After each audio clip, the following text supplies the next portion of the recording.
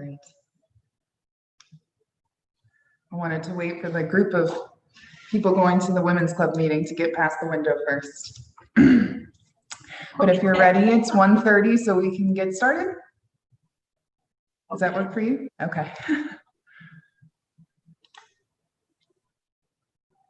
Good afternoon, everyone. Thank you for joining us for week 10 and our final program of the World of Art Lifelong Scholars Week here. My name is Dakota Harkins, and I'm the Director of Education and Heritage Programming here at Lakeside Chautauqua.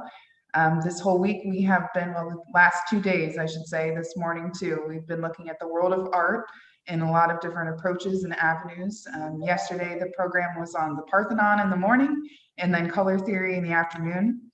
And any of the programs that you may have missed throughout the season are available on our lakesideohio.com/calendar page on the Lakeside website, or you can contact me at dharkins@lakesideohio.com and I can send you the videos if we have them directly. As another reminder, if you are watching this on Facebook, please put any comments and answers to the polls that we may have this afternoon in the comment section. And if you are in the Zoom webinar, please use the Q&A or the chat button. Either one of those we're working with this afternoon. So all of that out of the way, I'd like to welcome back our speaker for this afternoon, Dr. Vande Zande. And she is a professor of art education at Kent State University. She was here with us this morning to teach us more about design and education. And this afternoon, we have a new topic, and I'll let you introduce that. So thank you for joining us again this afternoon. Oh, thank you, Dakota. And it's nice to be back. And all those programs you're talking about, I know I'm going to go get on your site and watch some of those. I'm sorry I've missed them. Such interesting topics, color theory, Parthenon, I love it. So I'm going to talk about Makerspaces this afternoon. And those are popping up in K-12 schools and in libraries and community spaces. And so it's really an interesting time to look at that, especially coupled with the topic I used this morning on redesigning education. Now, unfortunately, Makerspaces are not in access right now, but we will get back to it at some point in time in the future. We know that. So let me stop my video right now and share my screen, and I will get started talking about this topic.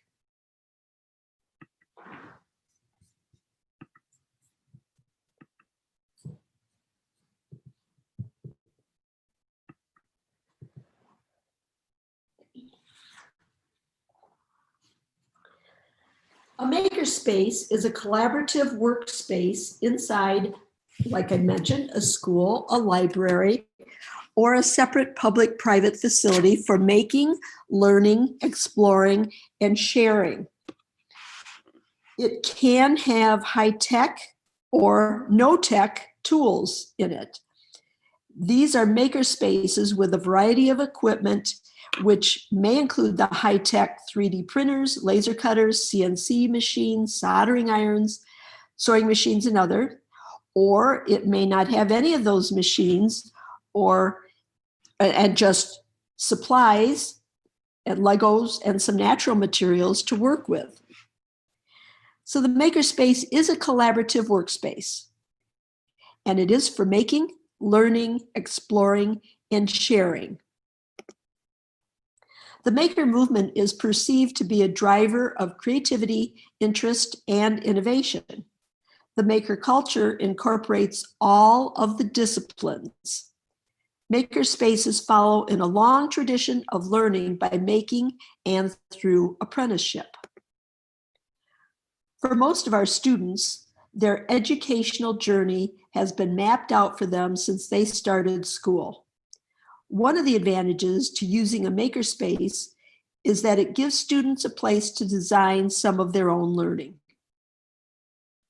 In a typical makerspace, there will be furniture, but not just regular furniture that has to be comfortable, but chairs and portable walls and tables that are in casters, so things can be rearranged for brainstorming, collaborating, or just resting. There also would be a whiteboard or glass in which to draw and write ideas on. Shelves and wall space would be there to show past projects and current activities for creative examples. And most likely there would be a box of ideas where anyone can put in pictures or clever objects as sources of inspiration. Or a makerspace could be a mobile mini makerspace on a cart. I'm showing an example of one of those right now that was built by 7th graders. They put a dresser on locking casters. They attached a pegboard for tool storage. They built a step stool to help students reach the high tools. They secured a milk crate to the space for extra storage, and they built a handle to help transport the space. It's a real clever example of what you could make so it could be mobile and move from room to room. As I mentioned a little bit ago, these art supplies are typically, I shouldn't say art, these are supplies that are typical and needed in any makerspace, such as art supplies or construction supplies or sets, building supplies or sets, and natural materials. This shows some common equipment. On the left is a multiple electrical outlet device, and the bottom picture is a 3D printer. The rest of the things you can see, which are typical and probably you would find in an art room. This shows some common equipment. Whoops, I'm sorry. There are a diversity of different ways to set up makerspaces. Makerspaces use new technologies, allow informal learning to take place, and foster creative thinking to produce new things rather than using templates to create an object. The maker movement is perceived to be a driver of creativity and innovation. The STEM fields, which are science, technology, engineering, and math, have embraced makerspaces the most fervently, but it is quickly shifting to STEAM, which is science, technology, engineering, A for arts, and math, which then incorporates the aesthetic dimensions and allows learners to use creative self-expression. So you can see in this image, or this slide, that there are images of different ways of setting up a makerspace and some of the objects that could be made in a makerspace, very simple to much more sophisticated. Here's a simple maker corner that a friend of mine created in one corner of her classroom. It includes the design process chart, which I will talk about later, bins of supplies, and idea boxes with prompts that give things for students to think about. Here are other maker spaces and supplies. The left image shows a corrugated cardboard shelving unit that the students themselves made in their makerspace so that they could house some of the things that they wanted to. This is a picture of a robotics lab in a high school in Atlanta, Georgia. This shows the makerspace in the same school. These are much more sophisticated examples of what I have seen in K through 12 schools. What can be fairly typical in schools is to have a woodworking lab, much like the shop classes that we used to have. Now here's an example of a very sophisticated maker lab. It's at our university at Kent State, and it's called the Textile Lab. It's in the fashion school. It's a digital lab with a large bed laser cutter, a textile printer, an industrial knitting machine, a digital embroidery machine, 3D printers, 3D body scanners, and a pattern digitizer for pattern creation. And here is a maker space on a grand scale. It is our brand new design innovation hub at the center of the Kent campus. It is opening this fall to students, faculty, and staff, and Northeast Ohio partner residents. The purpose is to facilitate cross-disciplinary collaboration and problem solving through making. Now, I will note that our campus is not going to be at full capacity this summer. We will have about 25% capacity with mainly freshman students in the dorms and others who are interested in being on campus. Most of our courses will be taught remotely. So even though the hub is opening this fall, a lot of it will be remote, and you could find out more information by looking at the Design Hub website at Kent State University. In the hub, there are going to be a variety of typically needed tools, such as a laser cutter, 3D printers, CNC router, wide format printers, and there will be specialized larger and or specific pieces of equipment that would be unusual to some other spaces. Throughout the building, there are clusters of spaces to foster collaborative design innovation challenges. Located in the center of the hub is the Innovation Teaching Kitchen, which will support the culinary classes for the Hospitality Management program, and also as a space for the community of makers to break barriers and biases through cross-disciplinary exposure and team building. So this is just one of the very interesting spaces that will be in the hub. There will be lots of smaller classrooms that will be for small groups to work in collaboratively. Obviously, all the tools that will be around, spaces for people to write on, to think isolation or solo in different spaces. It's just going to be a wonderful center and very exciting to have on our campus. Makerspaces encourage hands-on student-driven learning, experimentation, and collaboration. Making is a way to understand abstract concepts from all of the disciplines: science, math, history, storytelling, visual arts, kinesthetics, music, psychology, sociology, and engineering. Some activity ideas include upcycling activities. Upcycling is using discarded materials to make something new and hopefully to make it even better than the original. Students can find discarded items and use the design process to make them into something new. Other kinds of activities could include construction, floating, and musical activities. Circuitry is very popular. For instance, in elementary settings, students may make squishy circuits out of Play-Doh. And in middle school, students could make paper LED circuits. Basic coding activities can be done in a makerspace if the school has the needed technology. Robotics, as I showed earlier, and designing video games is very popular. Innovation does not necessarily require technology. In fact, sometimes the most important innovations are held outside of the school building, held or discovered.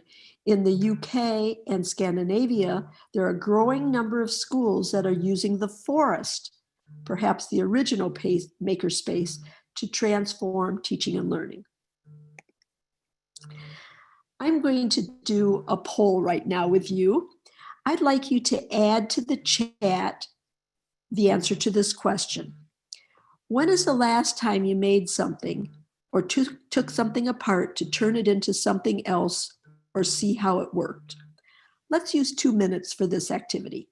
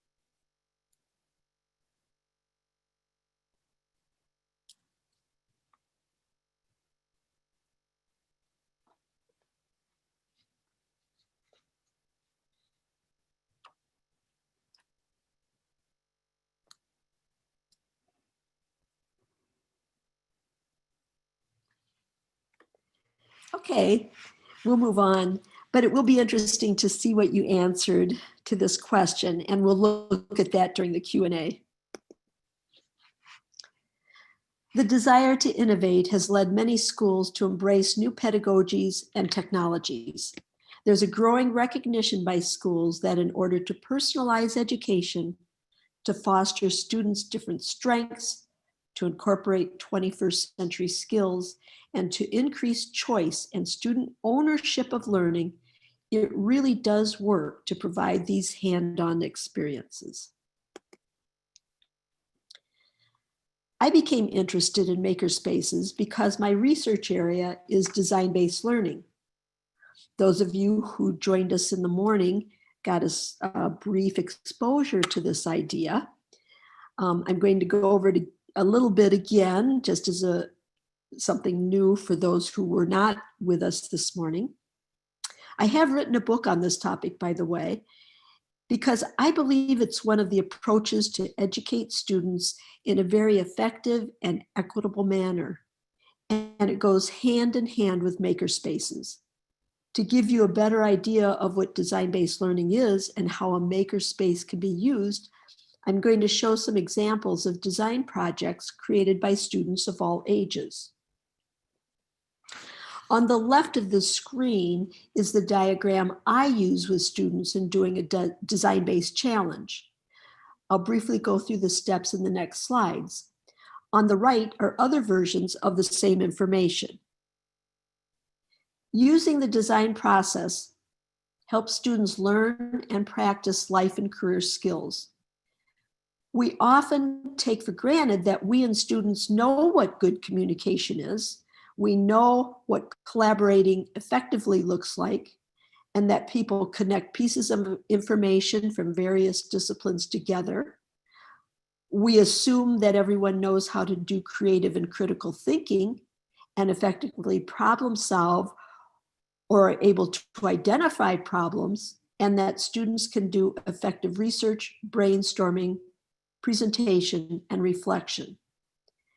It's not necessarily true what our assumptions are.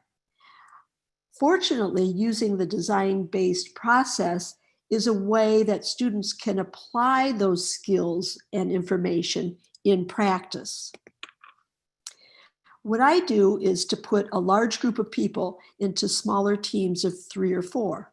I have found that those smaller groups really work the most effectively. Like we do in writing something, to define a challenge, the team has to answer the who, what, when, where, why, and how questions. Who is the audience involved with this challenge? What is the purpose? Why is this needed? And so on. Then it's important for the teams to do some research, researching topics that pertain to those answers of the who, what, when, where, why, and how questions. Research could be done in many ways, through typical publications and the internet, through role-playing, interviewing, observing, using focus groups, and surveying people. Once the small teams have done their research, shared their information with each other, then they should be prepared to move on to the brainstorming step, where the small group comes up with as many ideas as possible that relate to the challenge. So what I'm showing here are Post-it notes. We use lots of Post-it notes. Individuals could come up with their ideas and just bring them up to a common board and combine them together. And then the advantage to having a Post-it note is that you can rearrange those ideas into like-minded categories. And then in the lower right, I'm showing a mind map where a recorder could put a central theme in the middle of a piece of paper or whiteboard or whatever you're writing on, and then have the group give ideas very quickly related to that theme that then branch out from that central focus. Those ideas then are also grouped in like categories, and then people analyze that data. So then the small team uses that information and either combines some ideas together or picks one that they think would be the most viable for their solution, and they create a prototype of what that solution could be. So what I'm showing here is an annotated drawing in the lower left corner, or people could even make the object out of just kind of found objects that represent what a final solution item might be. But here's where a makerspace is used to create actual prototypes or models of the items. But it doesn't stop there, because it's very important for the teams to present their ideas to an audience. It forces them to explain their thought process in coming up with this idea as the best that they had rather than something else. I have students create a presentation board that shows their ideas with images. Their audience could be their peers, specialists in the area of the theme you're working with, community members, faculty, and so on. The audience offers feedback on their ideas. So the last step for the team is to consider the feedback and do some reflection on what they think would help improve their final solution idea. What I'm showing across the top of this slide are student presentation boards for a park project that I'm going to talk about in a few minutes. So now I'm going to go through some lessons that have been taught by teachers of various aged students. I'll start with early childhood. This was a really interesting project that a teacher with 3 to 5-year-olds did in her early childhood classroom, where she had the children design ideas for a playroom. The research the children did involved playing. They played themselves, that was role playing. They observed other children playing. They looked at playground equipment in different areas, and they worked with some of their family members and talked to them about playing in playrooms. Then some of the parents worked with the children. So this teacher invited a parent who was an architect to come in and talk to her class. She also had another parent talk to the children about how children in his country of Kenya played. And then another father showed them how he drew and gave them some tips on drawing. The children talked with their teacher, and they then drew and built ideas out of recycled objects for the classroom. Those playroom ideas have been shared, and some of those ideas have been incorporated into a new playroom that was then made the following year. This shows some architectural projects done by first graders. Here's some middle school students working on a city planning challenge. What they did was research what a community needs and why, who the residents of the community were, and their interests, and the environment in which the community existed. Then they made this model.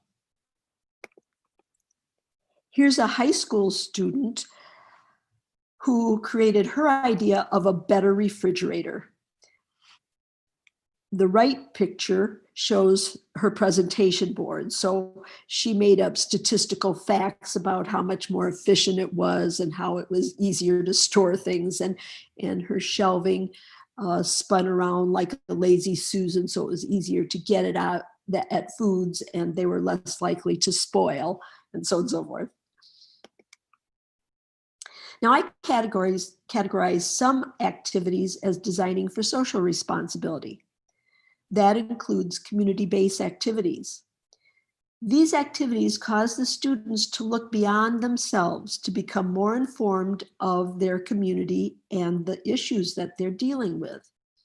It often involves the students in working through a possible solution to a community problem. It's an advantage to the community because the activities engage students as involved, active citizens and possible contributors to solutions for community issues. Here's an example of a community-based project. It was done with 3rd and 4th grade students. The art teacher asked her students at the beginning of school what community project they would like to work on. Their final choice was to raise money for an animal shelter. The shelter warden came into school to speak to the students and showed pictures of the animals that were in the shelter at that time. Then the 3rd grade students worked with a pet toy designer to make pet toys out of tennis balls and other materials that were safe for animals. And the 4th grade students made the packaging for the pet toys, each one being individual and different from all of the others.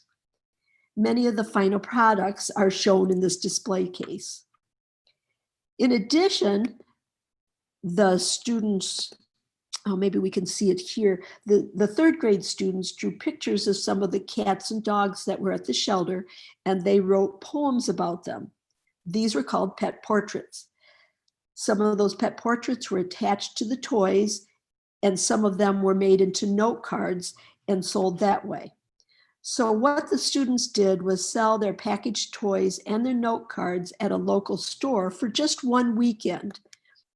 They were able to raise $1,200 and donated that to the shelter. Everyone loved the project. The students felt they were doing something important, and they learned a great many concepts from different subject areas because they applied those concepts in reality. Their parents loved having the enthusiastic children tell them about this project over and over again, and they saw the learning that had taken place. The administrators loved the media attention. The animal shelter appreciated the money, and the art teacher was able to integrate with other subject areas. She had math included because they had to make change when they were selling their products and figuring out dimensions of the packaging and so on and so forth. They used science concepts and the pet portraits, wrote little topics to practice their writing, and drew pictures of the animals, observation skills. So a lot of this really was beneficial in a cross-disciplinary way. And as an aside, 5 of the students, plus the teacher, adopted pets from the shelter. So it was just a win-win all the way around. This lesson was done with a high school class. Their community project was to redesign a park near their school. The park was in disrepair and not used much, and really was a scary place for children to go. So kids didn't go there. But the teacher took her class over to the community park, and they looked at it, and that was part of their research. They selected themes they wanted to work with in their small teams in order to come up with ideas for redesigning that park. They researched information about park equipment, safety issues, plantings, landscape architecture, and other things that were pertinent to their particular theme. The final results were actually presentation boards, a couple of which I'm showing here. These were shown to the community recreation director. You can see the one on the left was a small team's idea of a dog agility park. And so they had an area for dogs to run and meet each other and shower or get a bath or whatever, and other kinds of activities. The one on the right was more of kind of a traditional park where there are areas for toddlers and older children to play. And then there were picnic areas, and I'm not sure what some of the other things were, but activity spots. There were other ideas that I'm not showing here that had to do with community gardens, growing your own gardens. And there were about 7 different ideas that were presented to the recreation director. Well, he was so impressed that he showed these ideas to the mayor, and they then used some of the students' ideas, not just in this park, but in other parks in the community. One of the advantages to doing this kind of thing is that the students feel really good about giving their opinion on how to make things better. Sometimes those ideas are actually implemented, sometimes they aren't, but the students feel really, really good that they were even asked and that they researched the topic thoroughly and came up with ideas that they felt were very viable.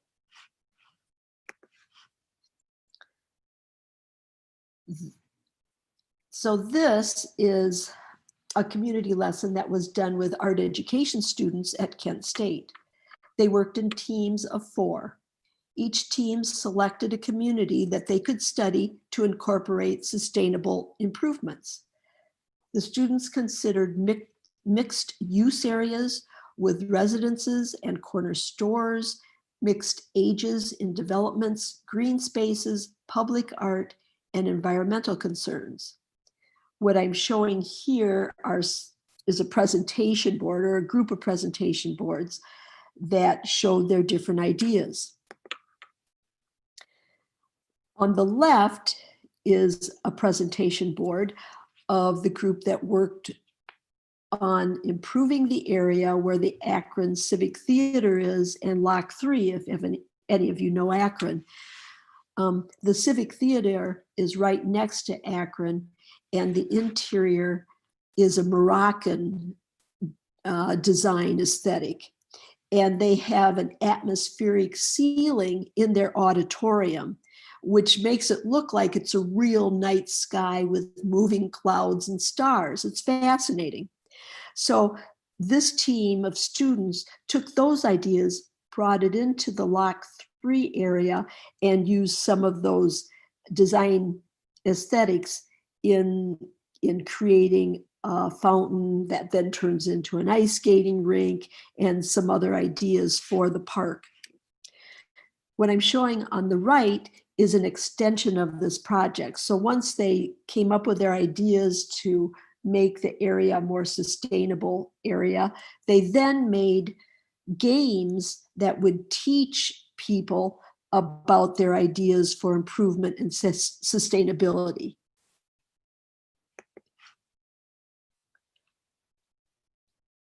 If you or anyone you know is interested in how to make a makerspace, I have a list of resources, these being just very few of them, so I would be very happy to share that with you. So thank you. I appreciate your listening. I hope you have questions so we can chat about some of this, and I'll see what you put in during our polling session. So I will now unshare my screen and get back with you.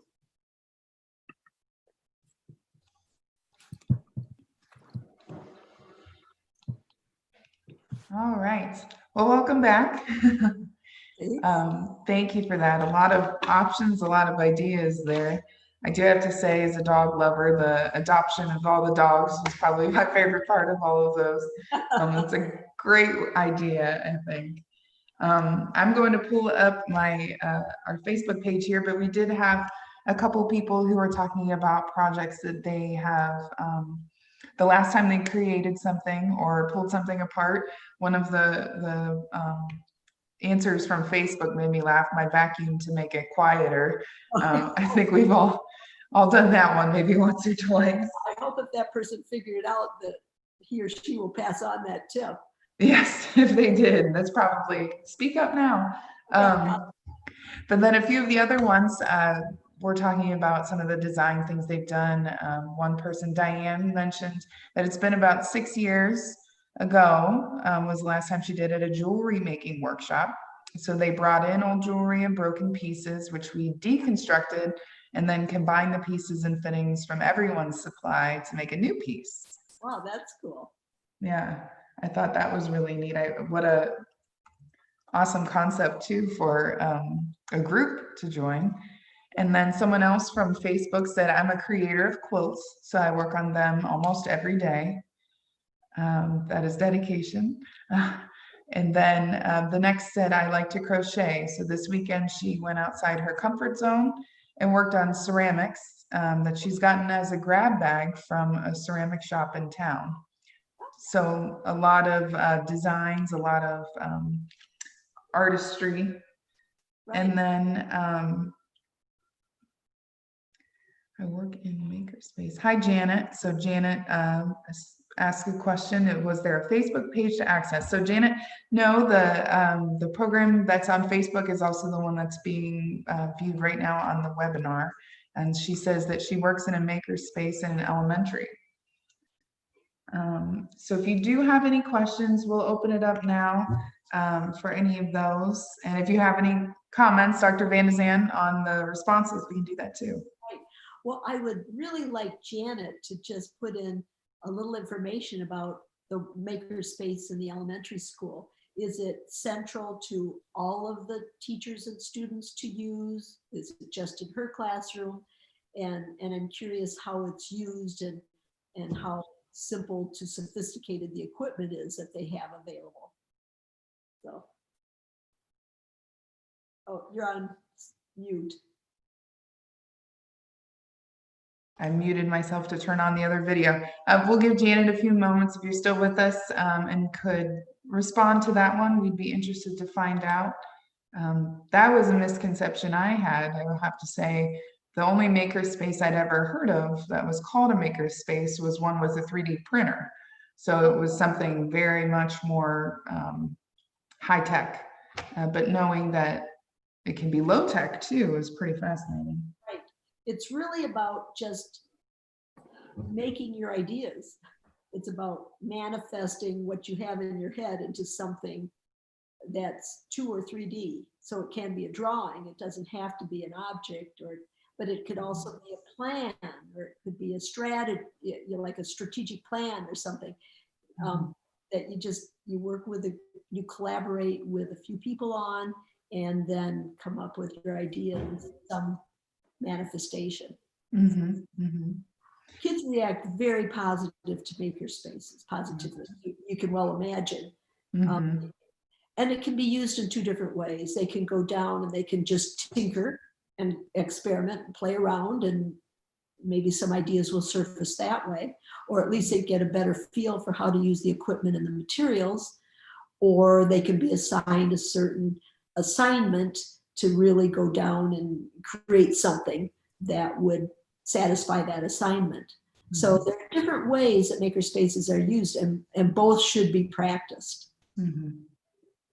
So we did hear back from Janet. Thank you for getting back to us. And she said that they do challenges for all the grade levels. So similar to what you're saying, and usually on the same day where they're provided with basic materials, so the basic materials are given to the kid with a challenge, and they have a certain amount of time to research and then build their prototype. Okay. So it sounds like either project-based learning or design-based learning. I'm curious, Janet, what you're working with, and if you're working with something, I don't know when you're able to tune in, but if you saw the design process diagram that I showed, I'm wondering if you're working with that in any way. So this is one of the instances that it would be fun to have the instant reaction to be able to go back and forth on that. But I'm hopeful, and I think we talked about it earlier, we'll be putting the PowerPoints, or at least the information from the first program today, the report that was produced for one of your symposiums, those will be posted online. So for those who have missed some of it or would like to take a closer look at some of the details that Dr. Vande Zande's provided, we can put those up online. And Janet did say that we use a similar design-based model that you showed, so similar to what it is that you were showing. Oh, great. So that's great. That's neat that it's being used and it's out there. There are a number of schools around the country, well, around the world, that are using the design-based approach, and with all ages, elementary, middle, and high school. And it's kind of catching on more and more. Some schools don't use it entirely. Some actually are a design-based school, and their curriculum is centered around the design approach. And some just use design thinking on certain activities. which is very similar to problem or project-based learning, which a lot of educators are familiar with. So, but I was going to mention, I showed a couple examples, the robotics, and then the following slide had a makerspace that was at one school in Atlanta. I had gone to a different school in Atlanta. The one that I showed was from a school that was in a little more affluent part of the city. The other one I didn't show also had a lovely makerspace, and it was from a part of the city that was much more impoverished. And the students responded positively in both schools. I mean, they love their makerspaces. But I do have to say that I think the one in the area where there are kids that don't have as many resources available to them, this is just like an eye-opener. They really love using the makerspaces and making things, and they learn the concepts better. And I really think we need them in all schools, but particularly those schools where there are a lot of students that are at risk and struggle with a traditional learning setting. Would you be able to, I guess it's a bit difficult, but would you be able to estimate how many you would guess how many schools do have makerspaces available? Or now, if you'd asked me about design-based learning, I could give you an approximate. Makerspaces, I'm really not sure about. Yeah. Right, that'd be tough to tell. It would be very nice to have it in all the schools, like you said, in some shape or form, just to get them into design-based thinking. Right.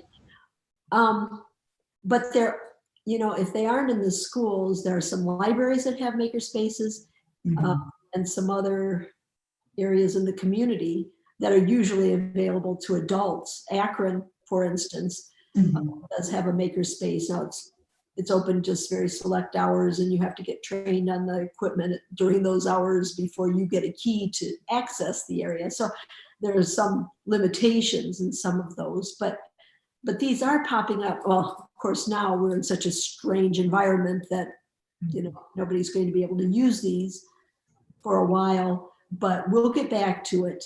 And I really think it's going to be very impactful on how things are done in schools in the future. And I'm sure they'll be flooded with activities as soon as we are able to get back to them. I'm sure that's going to be one of the first areas that everyone will flock to want to spend their time with hands-on and interactive work like that. Well, I hope so. Really, research shows that it's the way kids learn best. Right. We have to do what we know they learn best, how they learn best, and not what we think. So with that, if we don't have any more questions, I think what we'll do is remind everyone that this program in its entirety is going to be available on the Lakeside, Ohio calendar. And then if you would like the video sent to you directly, you can also email me at dharkins@lakesideohio.com, and I can get you this video and also any of the previous ones from earlier this summer. So if there's one that you were sad to have missed, just get in contact with me or check out the Lakeside Facebook, and you'll be able to catch up with those, which is a benefit of doing this virtual world that we've stepped into this summer, being able to rewatch. So thank you, Dr. Vande Zande, for today. It's been an eye-opening and really fun experience. So we appreciate you being here with us. Well, I appreciate it. I've really enjoyed it. I have a lot more information that I didn't put out there. I know people are kind of in Zoom fatigue, so I didn't make this real long, but I do have more. So anyone is certainly welcome to contact me, and I would be glad to share that. Great. Great. Well, thank you, and good luck with your semester. We're wishing all the best for you and all of your colleagues and students, and hoping everyone stays safe and healthy. And at some point here in the future, you'll be able to come and visit us here at Lakeside. I'll love it. Thank you. And thank you, everyone, for joining. We are sending you all of our love from Lakeside, and we look forward to seeing you soon.